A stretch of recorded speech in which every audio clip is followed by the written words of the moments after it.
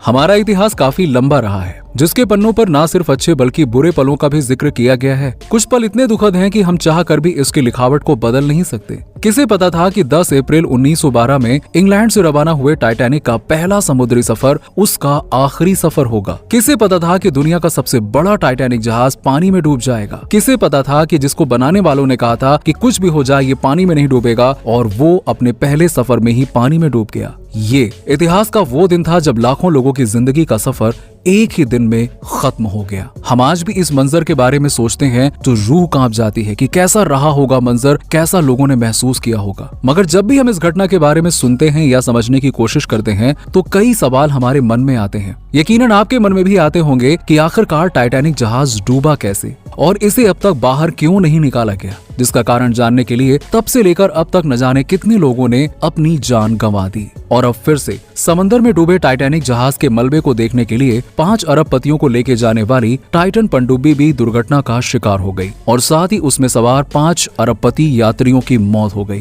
पिछले कई दिनों से कई देशों के बचाव दल उस लापता हुई पनडुब्बी को खोजने में जुटे थे। यूएस कोस्ट गार्ड ने बताया कि गुरुवार 22 जून को उसका मलबा टाइटैनिक के पास मिला, जिसके बाद पनडुब्बी की ओनर कंपनी ओशन गेट ने हादसे की पुष्टि की। रिपोर्ट्स के अनुसार ओशन गेट कंपनी ने अपने बयान में कहा, हमने टाइटन पनडुब्बी में सवार सभी यात्रियों को खो दिया। इस हादसे पर हम शोक व्यक्त करते हैं। दुख की इस घड़ी में हमारी संवेदनाएं उन 5 यात्रियों के परिवारों के साथ हैं। हालांकि ये दुखद हादसा हुआ कैसे, इस बारे में कंपनी ने अभी तक बयान नहीं दिया। कुछ खोजकर्ताओं का मानना है कि जो पनडुब्बी रविवार यानी कि 18 जून को सुबह 6 बजे उत्तर अटलांटिक महासागर में अपनी यात्रा के दौरान लापता हुई थी, उसके चालक दल के पास 4 दिन के लायक ही ऑक्सीजन थी। गुरुवार सुबह वो ऑक्सीजन खत्म हो गई, लेकिन सच कुछ और ही निकला। टाइटन पनडुब्बी के लापता होने की सूचना मिलते ही अमेरिका, ब्रिटेन और कनाडा समेत कई देशों के खोजकर्ताओं की टीम सर्च ऑपरेशन में जुट गई। हालांकि 4 दिनों तक किसी को समुद्र में वो पनडुब्बी तो नहीं मिली। सर्च ऑपरेशन को 96 घंटे बीत चुके थे और जैसा कि पहले बताया गया था कि पनडुब्बी में 4 दिन के लायक ही ऑक्सीजन थी, वो खत्म हो चुकी थी। यूएस कोस्ट गार्ड ने एक बयान जारी किया कि मध्य अटलांटिक महासागर में जहां 1912 में टाइटैनिक जहाज डूबा था, उसी के पास उन्हें पनडुब्बी का मलबा मिला है। एक रिपोर्ट में बताया गया कि लापता पनडुब्बी में 10 साल पुराने गेमिंग कंट्रोलर का इस्तेमाल किया गया था, जिसने काम करना बंद कर दिया था। वहीं कुछ विशेषज्ञों का मानना है कि पनडुब्बी जब गहराई में जा रही थी तो उसमें तकनीकी खराबी आ गई और ये भी हो सकता है कि वो टाइटैनिक जहाज के मलबे से टकराकर फंस गई हो। अमेरिकी अधिकारियों ने 22 जून को एक ट्वीट कर हादसे के बारे में बताया। उन्होंने कहा कि ओशन गेट की टाइटैनिक पनडुब्बी को खोजने का अभियान समाप्त हो गया है। उसमें 5 अरबपति यात्री सवार थे।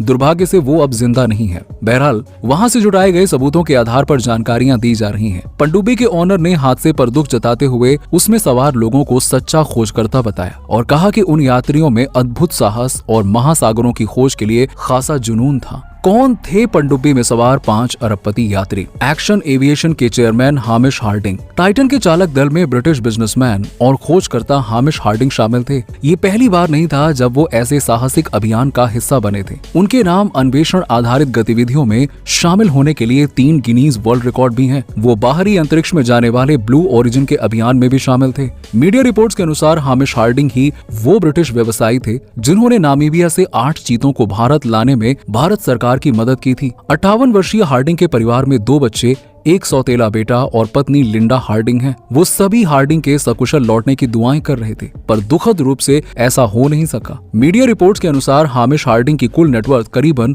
$1 अरब यानी कि 82 अरब रुपए थी। पाकिस्तानी मूल के ब्रिटिश कारोबारी शहजादा दाऊद भी अपने बेटे सुलेमान के साथ टाइटन पनडुब्बी पर सवार थे। दाऊद पाकिस्तान के सबसे धनी परिवारों में से एक में आते हैं, हालांकि वो ब्रिटेन में रहते थे। दाऊद परिवार ने मंगलवार 20 जून 2023 को एक बयान जारी किया जिसमें पनडुब्बी से संपर्क टूटने की बात कही थी। इस अभियान में साथ गए उनके बेटे सुलेमान की उम्र महज 19 साल थी। मीडिया रिपोर्ट्स के अनुसार शहजादा दाऊद जिस घराने से आते हैं उसकी नेटवर्थ करीबन $1 अरब भारतीय रुपए में करीबन 82 अरब रुपए है। पॉल हेनरी उर्फ मिस्टर टाइटैनिक। टाइटन पनडुब्बी में सबसे अनुभवी व्यक्ति फ्रांसीसी समुद्री गोताखोर पॉल हेनरी थे। उन्हें मिस्टर टाइटैनिक कहा जाता था क्योंकि उन्होंने किसी भी अन्य खोजकर्ता की तुलना में टाइटैनिक जहाज के मलबे के साथ सबसे अधिक समय बिताया था। वो वास्तव में 1987 में मलबे के लिए पहले मानवयुक्त मिशन का भी हिस्सा थे। उनकी उम्र 77 वर्ष थी। उनकी पत्नी की वर्षों पहले कैंसर से मृत्यु हो गई थी। पॉल हेनरी की नेटवर्थ लगभग 1.23 खरब रुपए होने का अनुमान है। पॉल हेनरी वर्तमान में RMS टाइटैनिक के अनुसंधान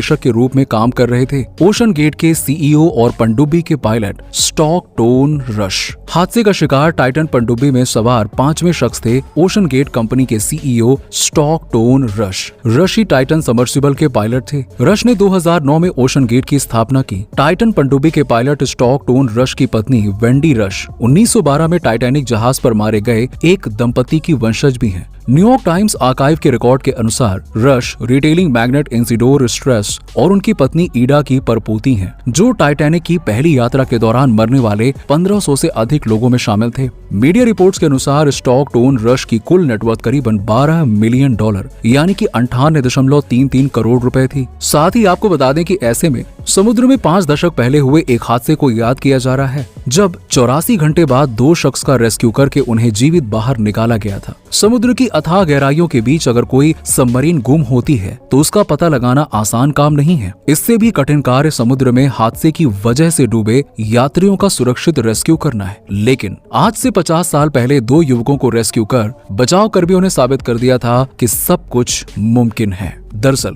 वर्ष 1973 में टाइटन जैसा एक हादसा हुआ था, जब अटलांटिक महासागर में डूबने के बाद लगभग 1575 फीट नीचे चली गई थी। वर्ष 1973 में डूबी पनडुब्बी भी एक मिशन पर थी। सबमरीन जब गायब हुई थी तो वो समुद्र तल से लगभग 13,000 फीट नीचे थी। इस मिशन के तहत ट्रांसअटलांटिक फोन केबल बिछाने का कार्य हो रहा था। इस दौरान 2 ब्रिटिश युवक नीचे ही फंस गए थे। वो करीबन 84 घंटे तक समुद्र तल की गहराइयों में रहे, लेकिन उन्हें बचा लिया गया। 5 दशक पहले हुए इस हादसे के बाद बचाए गए 2 युवकों का नाम Guinness book of world record में दर्ज है। गिनीज बुक के अनुसार रोजर चैपमैन और रोजर मेलिंसन को बचाया गया था। हादसे के वक्त चैपमैन की उम्र 28 और मेलिंसन की उम्र 35 वर्ष थी। 85 वर्षीय रोजर मेलिंसन ने हाल ही में एक इंटरव्यू के दौरान उस हादसे को याद किया। मेलिंसन इंग्लैंड के ट्राउट बेक में रहते हैं। उन्होंने हादसे के दौरान मुश्किलों का जिक्र करते हुए कहा कि जब उनकी पनडुब्बी समुद्र तल से काफी ज्यादा नीचे चली गई तो उन्हें बचने की उम्मीद बिल्कुल भी नहीं थी। ऑक्सीजन बहुत कम हो गई थी। 3 दिनों के दौरान उन्होंने केवल नींबू पानी पिया और एक पनीर सैंडविच खाया। मेलिंसन ने कहा कि हमें बचाने में 84 घंटे लग गए। हमारे पास पर्याप्त भोजन नहीं था,